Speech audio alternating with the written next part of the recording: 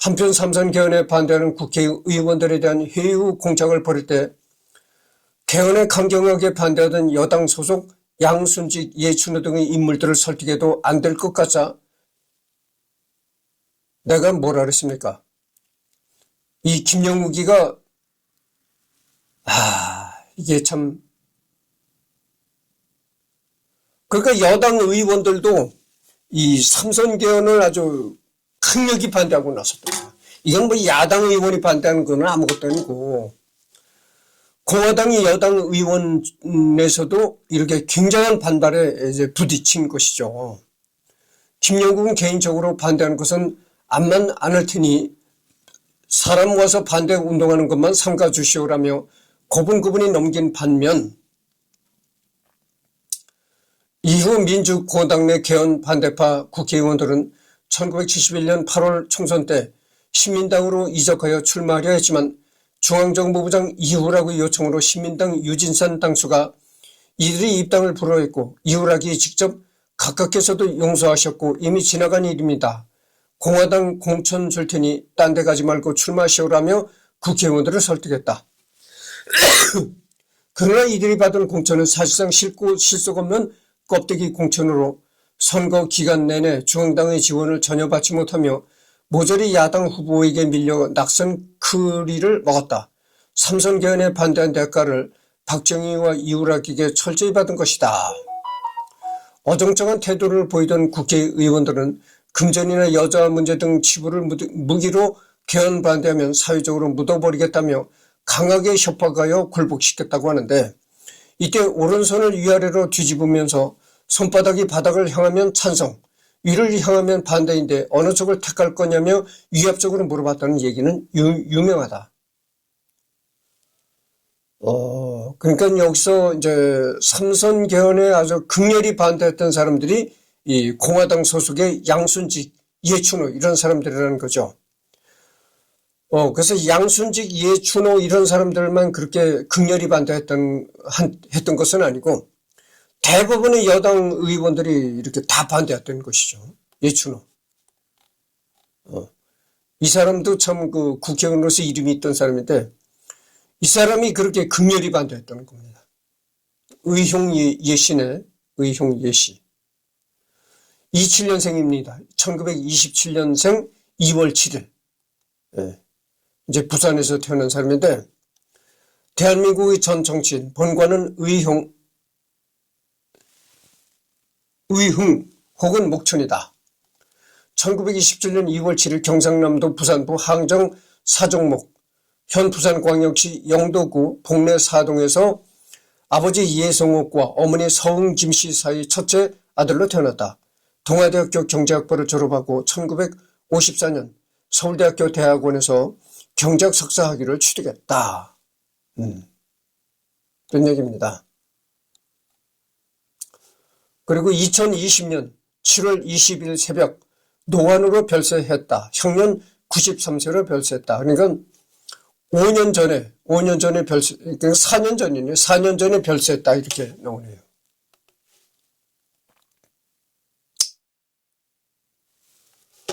또한 당시 전두환 서령을 제거하기 위해 박정희에게 전두환 단점을 고발하기도 했다. 대표적으로 삼성 이병철의 장남 이맹희에게 전두환이 돈을 받았다고 박정희에게 고자질했다.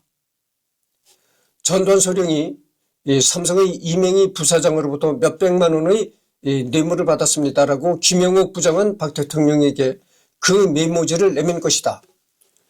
물론 김영욱 부장이 이맹희와 주변 사람들을 고생시키려고 저지른 짓이었다.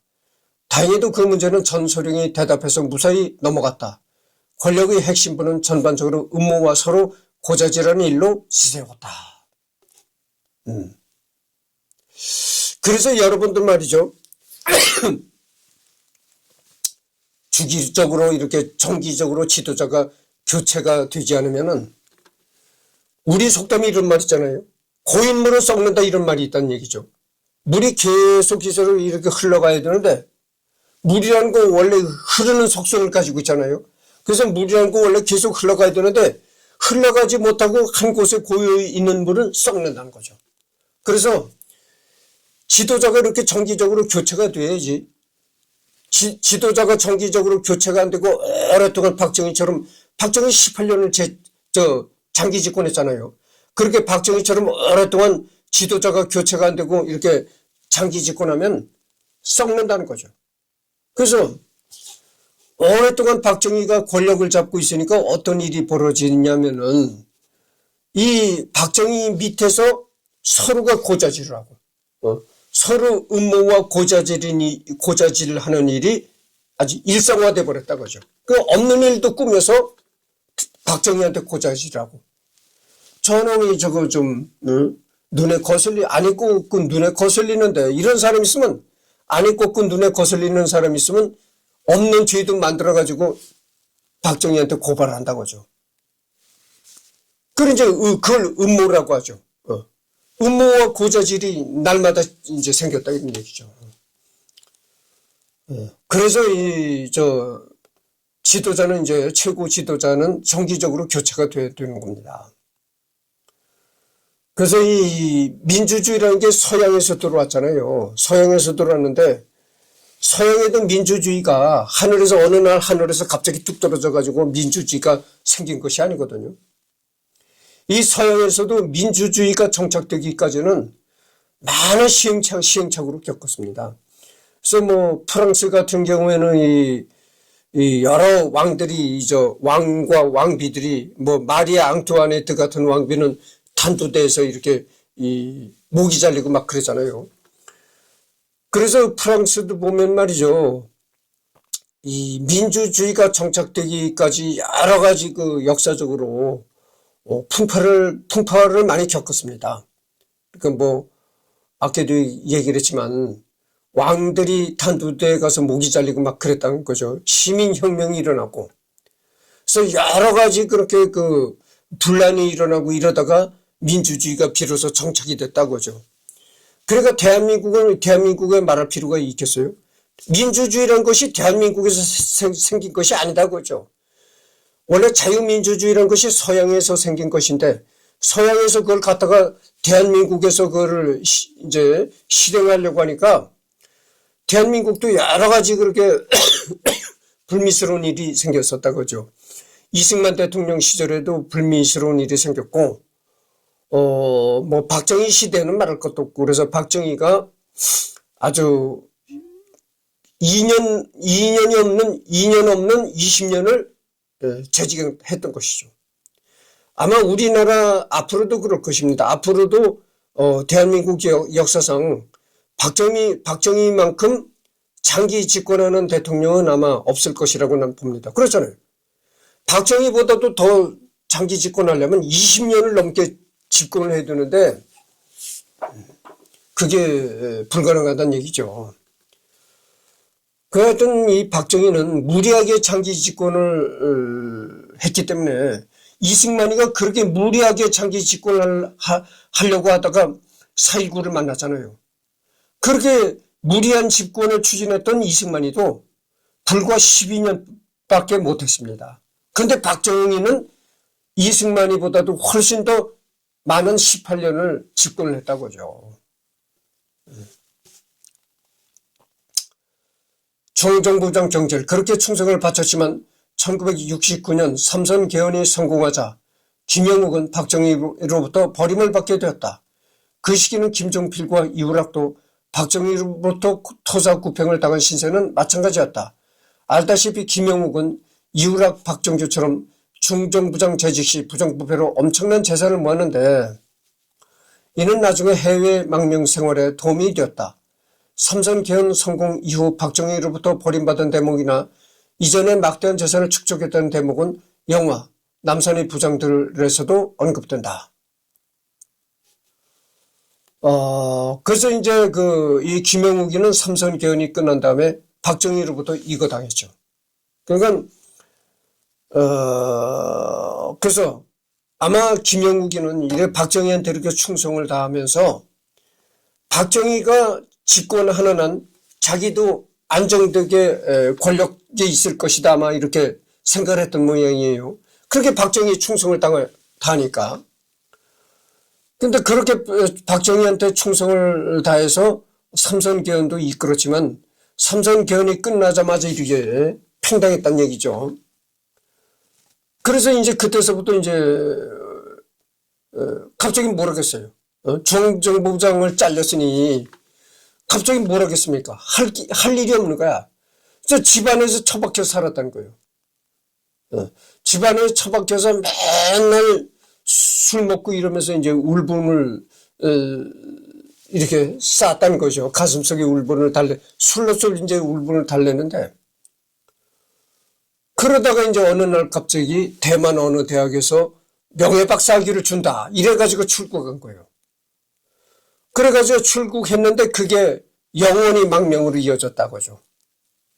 그러니까 처음에는 이제 대만 어느 대학에서 이제 명예박사학위를 준다. 그래서 그 명예박사학위를 받으러 간다. 이래서 대만으로 도망치듯 대만으로 갔다가 거기서 바로 또 미국으로 가서 망명해버렸다. 이런 얘기죠.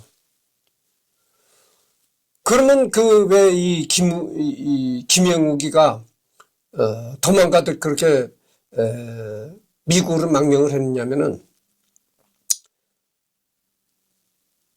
자기 죄를 자기가 스스로 알고 있는 거예요. 자기가 중앙정보부장을 지낼 때 삼선 개헌을 반대하던 국회의원을 잡아다가 막 폭행을 가고 그랬었다고 내가 얘기를 했잖아요. 그러니까 자기가 중앙정보부장을 재직하면서 적을 많이 만들었다고 하죠. 그러니까 이 자기가 만든 적 때문에 한국에서 오래 못 있는다. 한국에 오래 버티고 있다가는 자기한테 적대감을 가지고 있던 사람들이 자기를 가만 놔두지 않을 것이다. 이런 불안감이 들었던 것이죠. 그리고 박정희 밑에서 중앙정보부장을 지냈다 보니까 박정희가 어떤 성격을 가진 사람이라는 걸 스스로 잘 아는 거예요. 박정희라는 사람이 이렇게 가깝게 지내보면 아주 성격이 냉정합니다. 박정희가. 냉정하고 아주 표독스러운 거예요. 우리말에 왜 그런 얘기 했잖아요. 칼로 싹 빼고 소금을 쫙 뿌려버린다. 이런 얘기 했는데 박정희가 그런 성격을 가진 사람이라는 거죠. 아주 굉장히 냉정하고 아주 표독스러운 그런 성격을 가졌기 때문에 대한민국에서 오래 살면은 자기가 적을 많이 만들었기 때문에 자기가 만든 적들한테도 이제 부메랑이 자기한테 오기 쉽고, 또 하나는 박정희가 그렇게 아주 냉정한 성격을 가졌기 때문에 박정희도 나를 가만두지 않을 것이다. 이런 공포감이 들어가지고 내가 한국 땅에서는 오래 못 살겠다. 어떻게 해서인지 내가 이번 기회에 대만으로 갔다가 완전히 도망쳐버리다. 아마 이런 생각을 했던 모양이에요. 그러니까 오래 서울서 살다가는 쥐두새도 모르게 죽을 가능성이 있다. 뭐 이런 식의 생각을 해가지고 도망치듯 도망가버렸다. 이런 얘기입니다. 제8대 국회의원, 이후 1971년 쥐약적인 민주공화당 전국구 국회의원을 거치기도 했으나 1972년 10월 유신 선포로 국회가 해산되는 동시에 국회의원직마저 잃어버렸으며 중정부장 경질 후 박정희, 정적인, 김대중과 비밀리에 접촉해 협력한 전적 때문에 유신 정부의 소속 국회의원 명단에도 들지 못하고 공천도 받지 못했다. 그는 이미 권력에서 밀린 지 오래였고 중앙정보부장일 때 전횡이 워낙 심했던지라 많은 사람들에게 수많은 분노와 미움을 샀으며 민주공화당의 실세인 김성곤, 길재호를 비롯한 많은 사람들을 적으로 뒀다. 그야말로 공공의 적. 생전에 김영욱은 보복을 많이 두려워했는데 당시 일기장에 대통령이 난데없이 날도록 쉬라고 했다. 지난 6년간 악역을 도맡아 했는데 미칠 것만 같다 하고 적었다. 실제로 경질 직후부터 김영욱에 대한 온갖 협박과 저주의 천호가 들끓기 시작한 걸 보면 이런 걱정이 괜한 걱정이 아니었던 것 같다. 그렇잖아요. 보복을 두려워했다는 거죠. 보복. 자기가 적을 많이 만들었다는 걸 스스로 자기가 인정하는 거예요. 그러니까 자기가 만든 적들이 언젠가는 나한테 보복을 가할 것이다. 이런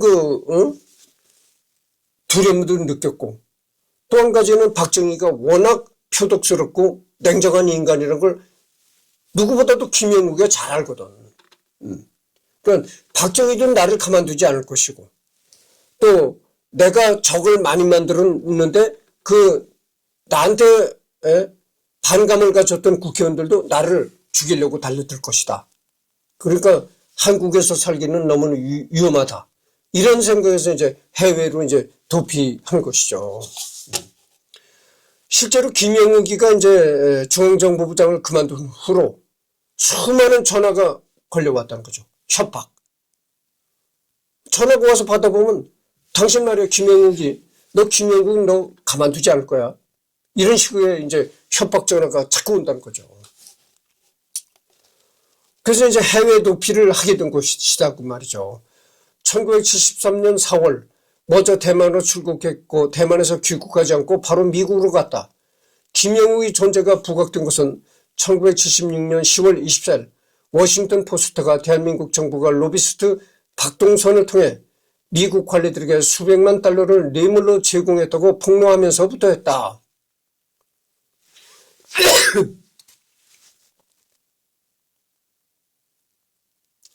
이것이 이른바 코리아 게이트 사건인데, 사건이 시작된 직후인 1976년 11월 말 대외적으로는 주미 한국 대사관의 참사관이었지만 실질적으로는 중앙정보부의 미국 활동 조직 부책임자였던 김상근이라는 사람이 미국으로 망명한 일이 벌어졌다. 김상근은 과거 김형욱의 비서였으며 망명 과정에서도 김형욱의 도움을 받았다. 박정희 밑에서 가장 좋은 관원을 자랑했다던 중앙정보부장 신직수는 김상근의 망명으로 1976년 12월 4일 자리에서 물러나야 했다. 그러니까 김형욱만 미국으로 망명했던 것이 아니고 김상근이라는 사람도 미국으로 망명했던 거죠. 그러니까 이 김상근이라는 사람은 누구냐면은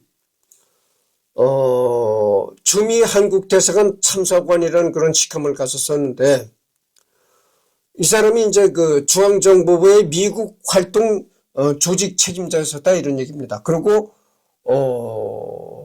김영욱이가 중앙정보장으로 있을 때 김영욱의 비서도 지냈던 사람이라는 거죠. 당시 미국 뉴저지에 체류하고 있었는데 대통령 특사 자격으로 아프리카 중남미 11개국 순방을 마치고 미국 캘리포니아 페블비치 골프장에 들렀던 김정필이 1977년 4월 5일 김형욱과 만났다. 당시 김정필은 그에게 브라질 대사 자리를 주겠다고 제안했다. 김영욱이 받아들이면서 일이 잘 풀리나 싶었지만 워낙 김영욱 주변에서 뻐꾸기를 날리는 사람들이 많아 실패했다고 훗날 수려했다. 그래서 이제 김정필이가 대통령 특사 자격으로 아프리카 중남미 11개국을 이제 김정필이가 돌았다 그래요. 대통령 특사로다가. 그런데 그럴 때 이제 미국에 머물던 김영욱이를 그때 만났다고 해요. 그래가지고 이 김정필이가 김영욱이한테 김영욱이 당신 말이야 브라질 대사로 주겠다. 그러니까 그러면서 김영욱을 이제 고셨다 그러죠. 회유시켰다 그러는데, 그래서 이제 처음엔 김영욱도 그를 이제 받아들이는 듯한 그런 태도를 취했다 그래요. 근데 나중에 또 이게 또 틀어졌다고 합니다. 하여튼 여기 나와 있는 건 이렇게 나옵니다. 워낙 김영욱 주변에서 뻐꾸기를 날리는 사람들이 많아 실패했다고. 김영욱 주변에 워낙 이렇게 김영욱에 관해서 이렇게 입을 놀리는 사람들이 많았고, 그렇기 때문에 그래서 이게 아마도 실패했다 이렇게 얘기를 했다고 합니다. 그렇잖아요. 김영욱이는 유명 이사였으니까 당시. 아니 나 같은 이름 없고 별 볼 일 없는 이승열이도 맨날 앉으면 이승열이 얘기를 하고 그런다고 했잖아요. 공부를 해라. 아니, 내 나이에 대학 졸업까지 했으면 그걸로서 만족을 해야지 무슨 뭐 또 박사학위를 받겠다고 공부를 합니까? 그렇게 자꾸 앉으면 이승열이 이걸 또 내가 이렇게 뭐 갈짓자고름을 한다. 갈짓자고름이 이렇게 왔다 갔다 하는 거잖아요. 별로 뭐 얘기를 다 해요. 그렇게 자꾸 이승열이를 떠들어봐야 이제 그게 세상 사는 재미래. 그게 그게 취미고 그게 세상살이를 하는 재미라면 뭐 어쩔 도리 없죠. 그냥 내버려둬. 그 사람들 그렇게 살게. 신직수의 그러니까 별 볼 일 없는 이승열이도 맨날 밑바닥에서 별 볼 일 없게 살아가는 이승열이도 맨날 뻐꾸기를 날리는 사람들이 많은데 김영욱이 오죽했겠는가 그 말이에요. 신직수의 후임이 바로 김재규였는데 김재규의 첫 번째 임무는 그러니까 이제 김형욱이가 이제 중앙정보부장을 이제 내놓고 김형욱이 다음에 바로 김재규가 했던 것이 아니고 김형욱이 다음에 이제 신직수라는 사람이 또 이제 중앙정보부장을 했어요. 그렇게 중앙정보부장을 하다가 또 신직수라는 사람이 내놓고 그 다음에 이제 김재규가 했던 것이죠. 김형욱을 귀국시키는 일이었으며 1977년 1월 17일자로 김재규는 김형욱에게 정중히 예를 갖춘 편지를 보내 귀국을 종료했다. 박정희 정권의 김형욱 귀국 공장은 1977년 6월 6일과 7일에 이틀에 걸쳐 뉴욕타임스가 김형욱과의 독점 인터뷰 내용을 특필함으로써 물거품으로 돌아갔다. 기자회견에서 김형욱은 박동선을 활용한 공작에 대해 자세히 폭로하고 박정희는 해야 한다고 주장했다. 이것은 예고편에 불과했다. 그래서 김재규가 이제 중앙정보부장으로 취임하자마자 김재규의 역할이 뭐냐면 그거였었던 거죠. 어떻게 했었는지 미국에 가 있는 김영욱을 데리고 오는 것. 미국에 가 있는 김영욱을 한국으로 데리고 오는 것이 김재규의 첫 번째 목적이었다고 하죠. 그래서 김재규가 바로 중앙정보부장이 되자마자 김영욱이한테 아주 간곡하게 편지를 써서 아주 청중하고 간곡한 자세로 편지를 써가지고 김영욱이한테 보냈다는 거죠. 그러지만 김영욱 전 중앙정보부장은 그 미국서 그렇게 있지 말고 한국으로 와라 뭐 이런 식으로 했다는 거죠. 근데 그때 박동선 사건이라는 게 있었습니다. 박동선 사건이라는 게 있었는데 그것 때문에 김영국은 미국에서 기자회견을 자청해가지고 한국의 박정희는 즉시 사퇴해야 된다. 즉시 대통령직을 내놓고 하야해야 된다고 박정희에 대해서 아주 강력한 공격의 화살을 퍼붓다 이런 얘기입니다. 이 박동선이라는 건 뭐냐면은 박동선이라는 건 어떤 일을 했던 사람이냐면은 이 박동선이라는 사람이 미국 국회의원 상대로 이렇게 공작을 펼쳤던 사람이에요. 그러니까 미국 국회의원 상대로 이렇게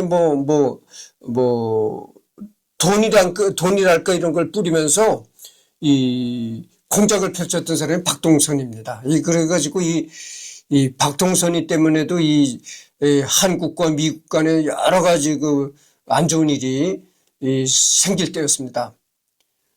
그러니까 이 미국에 있던 김영욱이가 봐라. 박정희는 이 박동선이라는 사람을 시켜가지고 미국 국회의원들을 매수하고 그러려고 했었다. 그 한국의 박정희는 대통령직에서 하야해야 된다. 그렇게 주장을 했다는 거예요. 그러니까 이 미국에서 이렇게 박정희는 대통령 자리를 내놔야 된다 이렇게 주장을 하니까 어떻게 되겠어요?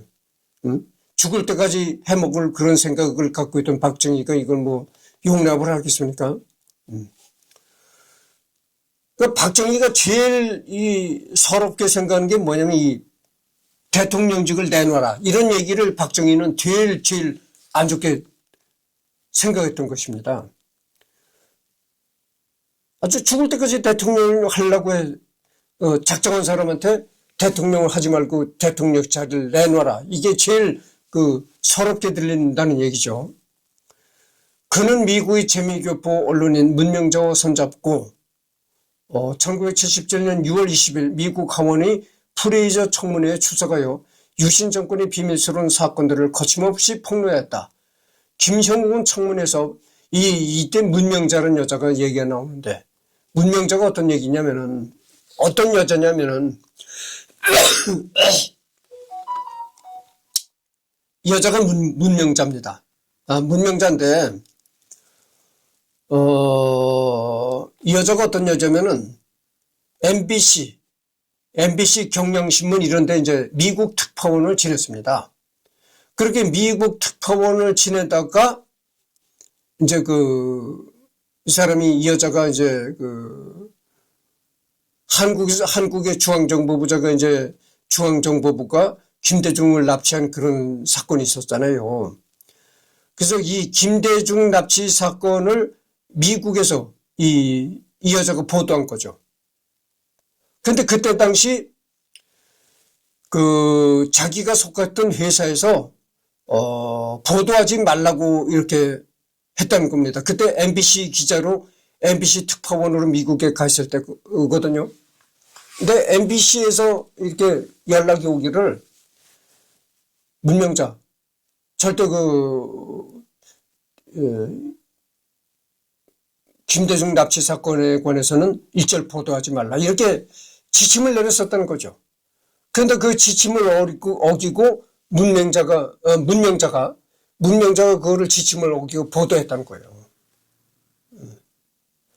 그래가지고 거기에 찍혔는지 이 특파원 재직 기간을 마치고 귀국하려고 하니까 본사로 부임해서 이제 귀국하려고 하니까 본사에서 어떤 얘기가 통신이 왔냐면은 귀국하지 말라. 귀국하는 즉시 당신은 중앙정보부에 체포될 것이다. 이런 연락을 받은 거예요. 그래가지고 귀국하지 않고 그냥 미국으로 이제 망명한 것이죠. 미국에서 눌러 앉게 된 것이죠. 그때서부터 이 여자가 박정희를 비난하는 일에 앞장섰던 것이죠. 이 여자도. 그런 얘기입니다.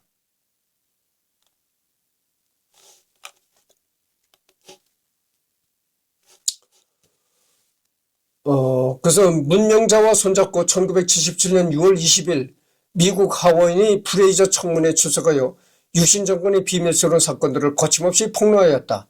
김형욱은 청문회에서 박정희 씨 개인에게 설사 인간적인 배신자가 된 것을 감수한다 하더라도 국민과 역사 앞에 배신자가 될 수는 없다고 믿기에 이르렀다고 주장하기도 했다.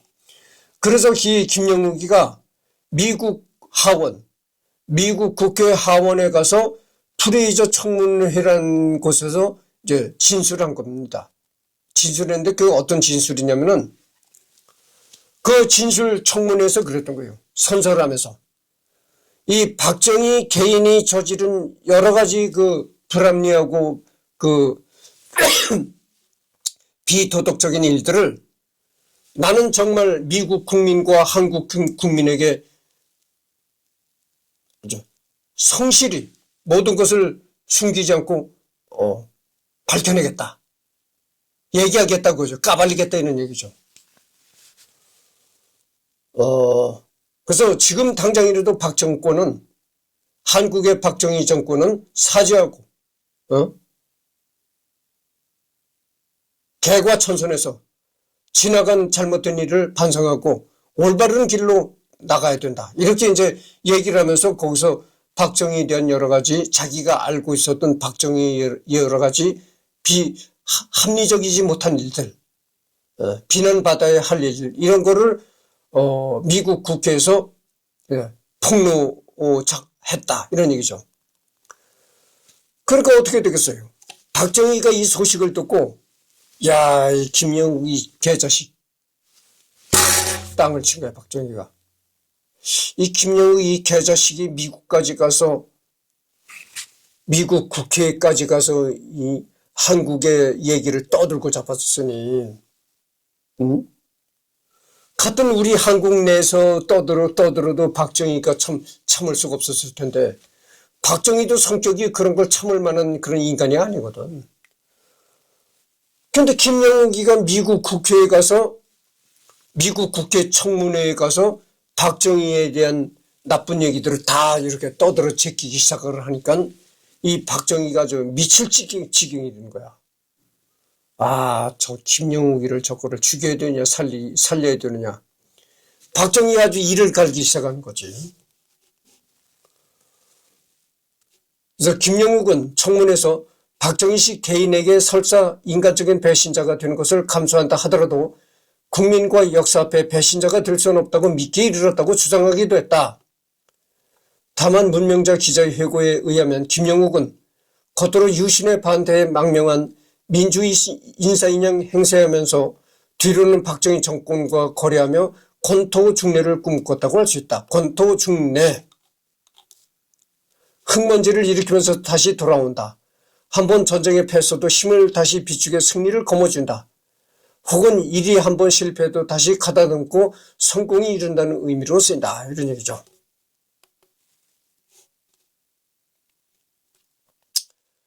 실제로 김형욱은 유엔 대표부 부대사로 와 있는 박정희 사위 한병기와 함께 골프를 쳤고 횡설수설한 중에서도 결코 박정희를 직접 겨냥해 비판하지 않았다고 한다.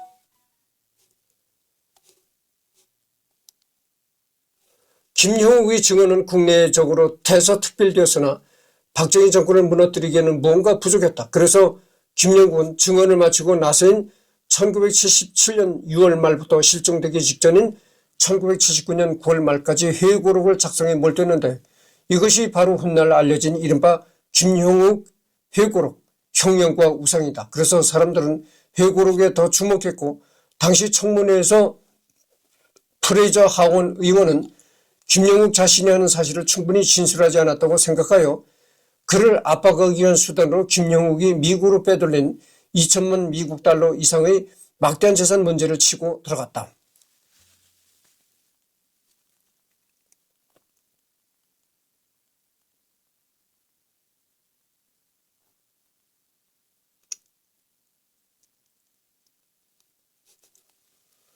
근데 김영욱이가